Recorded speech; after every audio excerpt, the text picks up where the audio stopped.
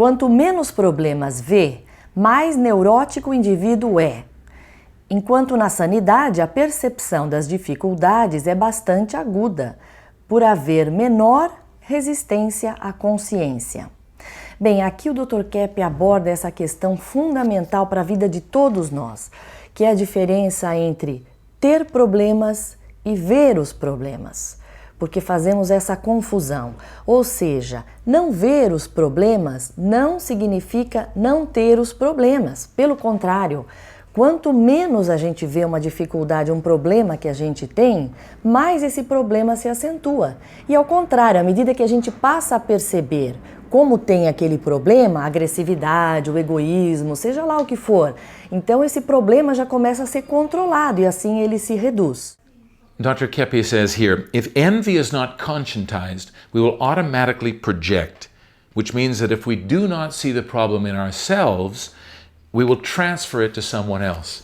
Remember the interview I've been talking about with Whitney Houston? In this interview, the interviewer showed her a picture of herself when she looked really, really sick. And she said, "What's going on here?" And Whitney Houston said, "Well, that was a bad picture." And then the interviewer said, But look, it's obvious that you don't have any meat on your bones. You're completely skinny." She says, "Oh, the lights were bad. The photographer took a bad picture." She was continually projecting the problem that she had outside to her stress levels, the fact that she had bad eating habits, the photographer didn't know what he was doing. Just see what happens here. When we censor the problem, don't want to see it, we immediately look for the source of the problem in someone or some other situation outside. This is the question of projection that Dr. Keppe treats in this book, The Origin of Illness. Sobre a projeção. O ser humano mais depressivo geralmente coloca no outro a destruição que faz a si próprio, alimentando a conduta agressiva dos paranoicos. Então, por causa da inveja, o ser humano não quer o valor das coisas na própria vida dela e acaba destruindo. Então, depois ela sente sentimento de culpa e põe esse sentimento de culpa fora. Quer dizer, ela sente que os outros são culpados. Então, assim que começam, por exemplo, as brigas na família, marido e mulher, por causa de você, minha vida é assim, ou no local de trabalho, funcionário com chefe, até mãe pode pensar que por causa dos filhos ela não conseguiu se desenvolver, etc. Em vez de cada um perguntar, como que eu faço destruição nas minhas coisas, na minha vida? Essa seria a interiorização que leva para a solução desta questão de projeção. Então, os entrevistados falaram a respeito do problema de projeção que o Dr. Keppe desenvolve aqui nesse livro, A Origem das Enfermidades. Então, aqui na página 136, existe uma frase que diz o seguinte: na projeção, o ser humano vigia o semelhante, para não se ver. Bom, isso nós vemos assim no nosso dia a dia acontecer o tempo todo. Uma pessoa vigiando a outra e principalmente tentando apontar os erros que ela está vendo ou que até está projetando e que não existem, seja no trânsito, seja no trabalho, seja em casa. E nós mulheres temos muita experiência disso, né? Porque a mulher tem muita tendência ou muita habilidade para fazer fofoca, isso se vê nas novelas.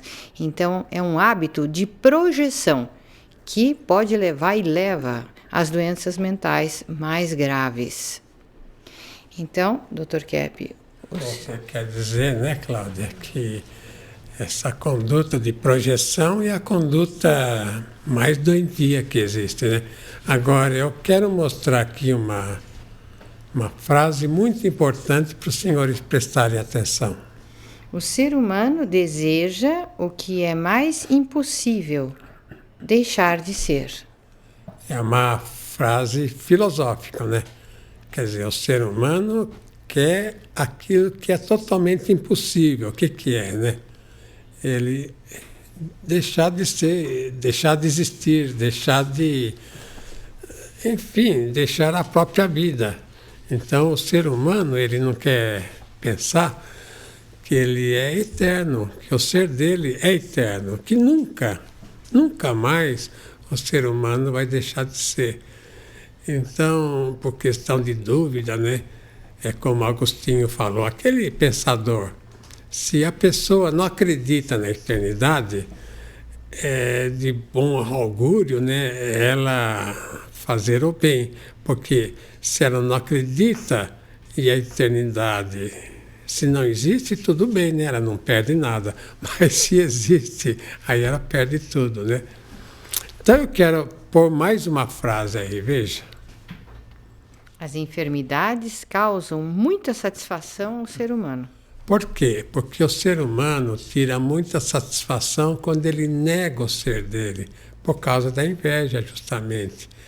Então, a única coisa que o ser humano pode fazer, assim, de, vamos dizer, de mais, assim, dele, próprio dele, de teomânico dele, de agressão dele ao Criador, à vida, é ele ficar doente, quer dizer, deixar de ser o que ele é.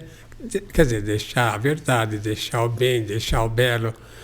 É a única coisa autêntica no ser humano que é inautêntica na realidade. Então, gostaria de pôr mais um cartaz aí, veja como ele fala.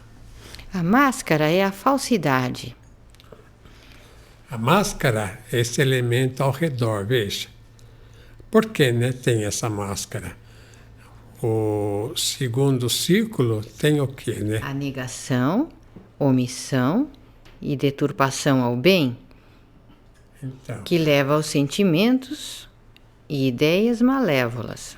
e no centro tem a essência, veja o que é. O bem, o belo e o real. O essencial no ser humano, então, são os elementos positivos, como os senhores viram. E a máscara seria o elemento artificial que tende a desaparecer. Então, a questão da censura é fundamental. Veja nesse cartaz o que eu falo da censura. O mal é a censura à consciência e não à conduta. Porque é claro, né? Se a pessoa não tem uma conduta boa, ela deve censurar, né? Se ela tem vontade de atacar uma outra pessoa, ela tem que brecar, né? Tem que censurar essa vontade que ela tem. Agora, se ela tem a vontade de atacar, se ela tem um defeito grave, tem cleptomania, questão de não conseguir parar de roubar, ou tem um defeito grave, ela, vendo o defeito grave, tendo consciência, é uma virtude, compreende? Então ela tem que censurar a atitude de gatunagem, de roubar. Agora, ela tem que não censurar a consciência que ela tem essa atitude de roubo, ou uma outra qualquer. Então, a consciência do mal é um bem. Veja em segundo lugar o que eu escrevi. Summerhill não deu certo. E o livro de Beck, Meu Filho, Meu Tesouro, justamente por causa disso. Porque no livro Meu Filho, Meu Tesouro, um livro famoso americano, ensinava os pais a não falarem nada para os filhos. Os senhores sabem, a questão da censura não é quando a pessoa fala, é quando a pessoa não corrige os filhos ou a outra pessoa. Se vê um defeito na outra pessoa e não fala nada, essa é a censura, está censurando. Ou então na questão das crianças, né?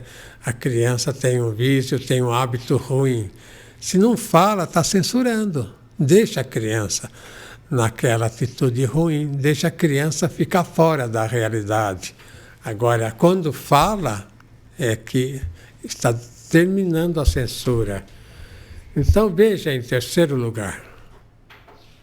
O grande mal, a enfermidade, está justamente na censura à consciência. Em quarto lugar.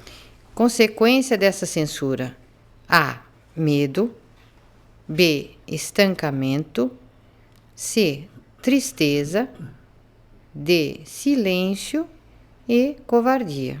E a consciência, o que ocasiona, né? Veja em quinto lugar. Consequência da conscientização: entusiasmo, realização, alegria, conversação e audácia. A enfermidade advém da censura que o ser humano faz à própria consciência. Eu gostaria que prestasse atenção nesse cartaz. Veja, Trio das enfermidades. Mania de grandeza. essa é a descoberta desse Kraepelin, que ele era um famoso psiquiatra alemão, que ele praticamente criou a psiquiatria ao verificar que não era questão só de remédio que resolveria, ou então de eletrochoque, de insulinoterapia, questões orgânicas que iriam curar o doente. Que os doentes, todos eles, ele notava no sanatório que ele trabalhava, tinham essa mania de grandeza. Agora veja o que fala mais neste cartaz. A inveja, de Freud e Melanie Klein. Então, Freud fala que a inveja é o elemento principal na doença, que a Melanie Klein continuou. E depois a esquerda, o que fala? A negação ao ser. Descoberta de Kepp. Então, essa questão do ser é a questão fundamental que originou praticamente o pensamento humano, que originou a filosofia. Então, a questão de ser ou não ser, né? Então, o que é o ser, né? É aquilo que é. E o não ser é a negação ao ser. Então, a partir disso, que foi uma descoberta na Grécia Antiga e que originou a filosofia, então que depois Sócrates seguiu o discípulo de Sócrates, Platão, depois o próprio Aristóteles, né? Que a questão do ser é fundamental. Uma coisa é ou não é. O que é não pode deixar de ser. E o que não é não pode ser. Então eu gostaria, para terminar o programa, colocar essa frase que eu já coloquei no início deste segmento. Veja. O ser humano deseja o que é mais impossível, deixar de ser. Então, o que é deixar de ser é ser doente. Então, o ser humano nunca pode desaparecer. Falam alma sobrar, né? Mas o ser humano é eterno. Então, nós, eu, você, que nos assiste sendo eterno, nós temos que aceitar essa eternidade, não temos outro caminho.